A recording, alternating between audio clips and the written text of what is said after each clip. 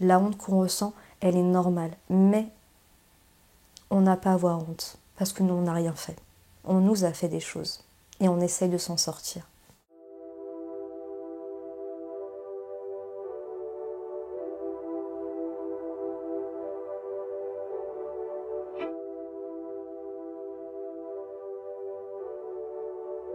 L'inceste, c'est vraiment une histoire de limite qui n'existe pas entre son corps et le corps de l'autre au sein d'une famille.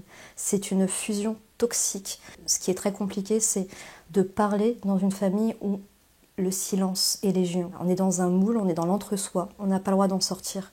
Il faut rester et subir, parce que c'est la norme, parce que c'est comme ça.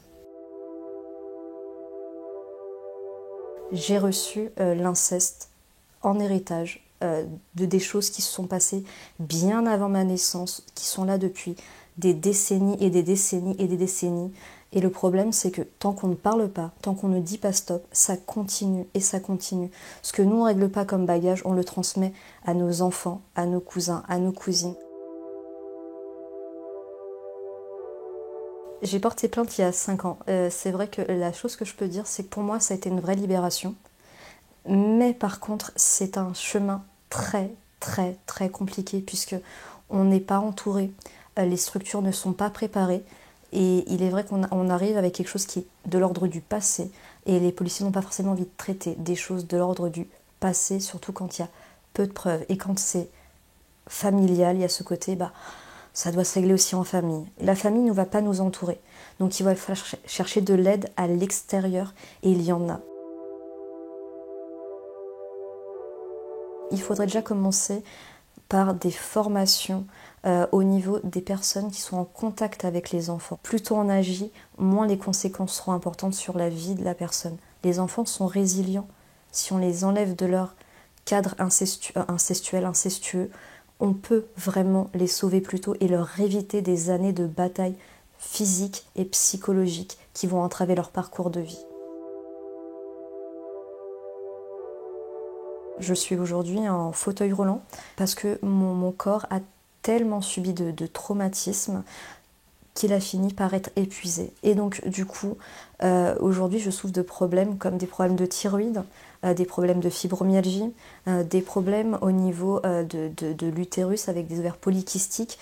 Ce sont vraiment des maladies qui sont reliées au viol et à l'inceste dans toute sa splendeur. Psychologiquement, on n'est pas responsable de ce qui nous arrive. Il ne faut vraiment pas culpabiliser de ne pas aller bien, de ne pas se sentir à la hauteur, de ne pas pouvoir faire les choses, de ne pas pouvoir en parler. C'est normal. La honte qu'on ressent, elle est normale. Mais on n'a pas à avoir honte, parce que nous, on n'a rien fait. On nous a fait des choses, et on essaye de s'en sortir.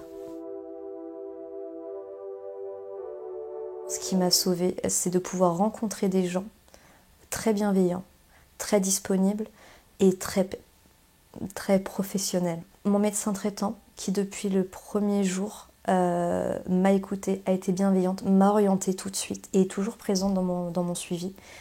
Et je dirais que la plus grande libération, elle est là depuis 1 an et demi. Grâce à ma psychologue actuelle, il y a eu un véritable changement qui s'est opéré en 1 an et demi, où je suis passée de la survie à la vie, et même à une liberté d'être et d'exister que je ne pensais même pas possible, humainement possible. Ne perdez pas espoir. Le chemin peut être long et difficile, mais c'est en parlant qu'on arrivera à faire changer les choses.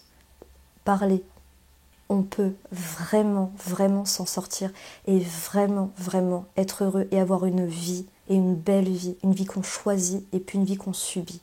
Allez jusqu'au bout, faites ce que vous pouvez pour vous-même, vous y avez le droit.